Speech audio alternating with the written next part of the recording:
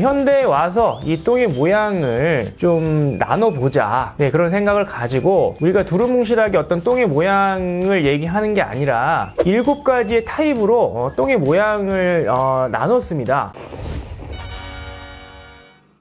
네, 안녕하세요. 약드래브의 칼로리입니다.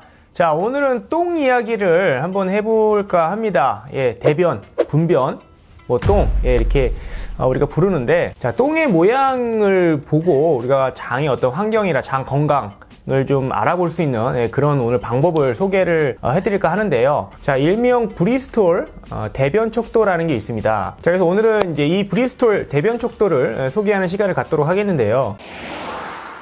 자, 일반적으로 우리가 이제 똥을 누면 이렇게 딱딱한 대변을 우리가 변비 증상이라고 얘기를 하죠. 그리고 이제 묽은 변을 보면 우리가 설사라고 얘기를 하고요. 그러니까 이게 뭐 어떤 질병에 의해서 발생을 하기도 하고, 또 먹는 음식에 의해서도 변이 좀 무르기도 하고 좀 딱딱하기도 합니다. 그래서 이제 이 증상이 이제 심해지면 뭐 예를 들어서 약국이나 병원에 가서 오늘 뭐 설사를 했다, 뭐 변비가 생겼다, 뭐 이런 식으로 좀 두루뭉실하게 좀 얘기를 하는 편이죠. 그리고 사람마다도 평가하는 기준이 좀 다르기는 합니다. 자, 이런 이 똥의 모양을 보고 우리가 이제 어떤 장의 환경을 설명하거나 또 판단하기도 하는데요. 자, 예로부터 이 분변의 모양을 가지고 건강을 또 판단하기도 했죠. 여러분들 뭐 사극이나 영화 같은 데 보시면 이 왕의 어떤 똥을 이제 어이가 맛을 보거나 뭐 모양을 봄으로써 뭐 건강이 어떤지 매일매일 이렇게 평가를 하지 않습니까? 그게 굉장히 어떤 중요한 일 중에 하나였죠.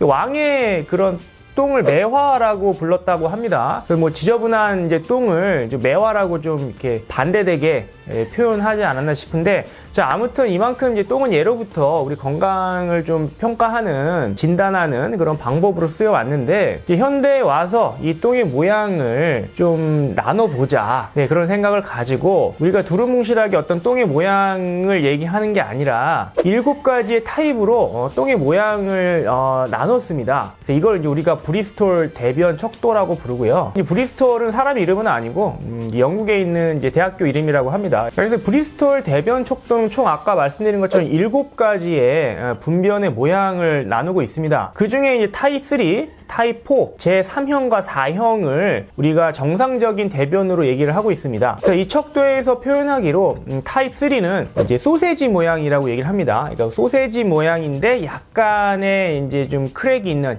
약간의 좀 금이 가져 있는 그 정도의 분변 똥의 상태를 타입 3라고 정의를 하고 있고, 타입 4가 이제 가장 좀 이상적인 대변의 모양인데, 이 소세지인데 좀 촉촉하고 좀 매끈한 그런 분변입니다. 여러분들 이런 이제 대변을, 똥을 누고 나면 아주 상쾌하죠. 그래서 이런 소세지 같은, 또 이제 뱀 같은 그런 표현을 썼는데, 이런 이제 매끈한 모양의 똥을 타입 4라고 정의를 하고 있습니다. 그래서 일반적으로 3와 4, 3, 4형의 똥의 모양을 가졌을 때 가장 좋다, 우리가 장 환경이 좋다라고 얘기를 하는 거고, 숫자가 낮아질수록, 그러니까 1형과 2형은 이제 변비 증상이라고 보시면 되겠고, 이제 5, 6, 7은 이제 설사 증상이라고 보시면 되겠습니다. 그래서 이 척도에서 말하는 표현을 소개를 하자면, 제1형은 가장 좀 심한 변비 상태라고 보면 됩니다. 그래서 변이 아주 딱딱한 돌멩이처럼 딱딱한 이제 분변 형태를 얘기를 하고요. 그리고 제2형은 아주 딱딱하지는 않는데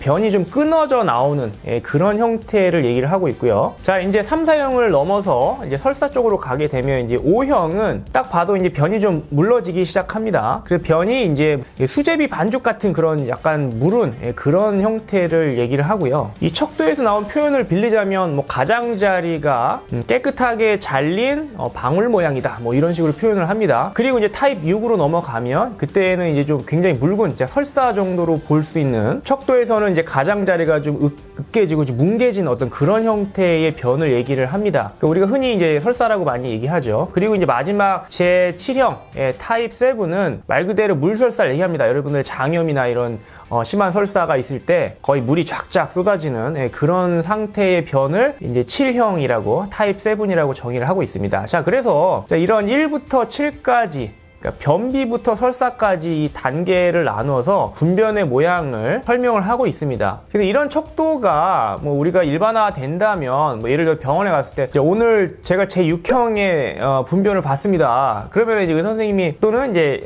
약사들이 대충 어떤 변을 봤는지 알 수 있겠죠. 뭐 대략 오늘 설사를 했다 뭐 이렇게 얘기하는 것보다는 좀 더 정확하게 내 똥이 어떤 모양이었는지 설명을 할 수 있겠죠. 반대로 제2형 한 타입 2 정도의 변을 봤습니다. 뭐 이러면 이게 이제 엄청 심한 변비는 아니고 변이 좀 끊어져서 나왔구나 뭐 이렇게 이해를 할 수가 있겠죠. 뭐 물론 아직까지는 이제 이런 분변의 모양이 뭐 널리 통용되고 있지는 않지만 뭐 일반화 된다면 본인의 어떤 똥의 모양을 좀 더 쉽게 설명할 수 있지 않을까 뭐 생각을 합니다. 자, 그럼 이 브리스톨 분변 척도는 우리가 어떻게 좀 활용할 수 있을까요? 똥의 모양을 우리가 뭐 설명할 일은 별로 많지는 않지만 우리가 이제 대변을 보면서 본인의 어떤 분변의 모양을 매일 체크를 한다면 이 장 환경과 장 건강을 우리가 대략적으로 좀 알 수 있습니다. 그렇기 때문에 브리스톨 분변 척도를 이용을 할 수가 있는데 물론 뭐 본인의 대변을 난 절대 보기 싫다. 뭐 실제로 안 보는 분들도 계시더라고요. 저도 그 사실에 좀 놀랐는데 아무튼 대부분 뭐 본인의 똥을 보는데 그렇게 불편함은 없으니까 매일매일 분변을 보면서 우리가 장 환경을 좀 체크하는 그런데 이 척도를 이용할 수 있을 거라고 생각을 합니다. 우리가 일반적으로 뭐 변비나 설사 증상은 다 안 좋다는 건 알고 있습니다. 그러니까 장 환경이 정상적이지 않다, 좋지 않다라는 건 우리가 인지하고 있는데 매일매일 이 타입별로 좀 체크를 한다면은 장 환경이 대략 어떻게 변화하는지 어떤 음식을 먹었을 때 어떤 똥을 봤는지 뭐 이런 것들을 좀 이렇게 체크를 한다면은 평소에 이제 먹는 어떤 식단이나 시기를 좀 조절하는 데도 좀 도움이 될 수가 있거든요. 그럼 일반적으로 이런 똥의 모양을 결정하는 데 가장 좀 주요한 요인은 무엇이냐라고 생각해 봤을 때 물론 음식이죠. 이제 음식 중에서 아무래도 이제 뭐 가공식품이나 밀가루 음식들, 뭐 자극적인 음식들 이제 이런 음식들은 장 환경에 좋지 않기 때문에 이런 음식을 이제 즐겨 드시는 분들은 타입 1, 2나 반대로 아니면 타입 6, 7 같은 변비나 설사 증상이 아무래도 잦겠죠. 근데 앞서 말씀드린 이제 타입 3와 타입 4 같은 정상적인 똥의 모양이라고 얘기하는 소세지 모양, 약간 뱀 같은 그런 모양의 분변을 우리가 가지려면 그러니까 음식 중에 이런 똥의 모양에 가장 영향을 많이 끼치는 요인은 이제 수분과 식이섬유 같은 그런 음식이라고 볼 수 있습니다. 그러니까 우리가 보통 식이섬유, 뭐 프리바이오틱스, 우리 프리바이오틱스 많이 먹지 않습니까? 뭐 유산균의 먹이라고 해서 많이 먹는데 자, 이런 성분들이 식이섬유나 우리 몸에 흡수가 되는 그런 성분들은 아니거든요. 그러니까 장에 남아 있다가 이 대장에 있는 유익균들, 장내 미생물들이 이런 식이섬유나 이런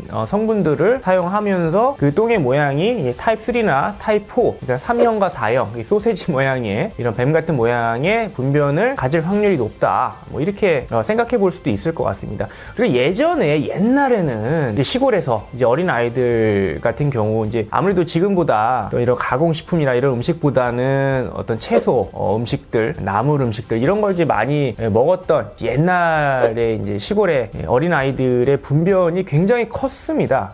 지금과 비교했을 때 굉장히 굵은 일반 작은 뱀 정도가 아니라 아주 뭐 굉장히 굵은 구렁이 같은 그 정도 사이즈의 똥을 넣었다고 합니다. 아니 그만큼 이제 먹는 시기가 중요한 것이고 그런 음식들, 식이섬유나 이런 것들이 풍부한 음식들을 많이 먹게 되면은 장내 어떤 유익균들의 성장에 도움이 되고 장내 환경을 좋게 해주고 이제 그런 것들이 분변, 똥의 모양으로서 나타난다. 그렇게 우리가 이해하면 좋을 것 같습니다.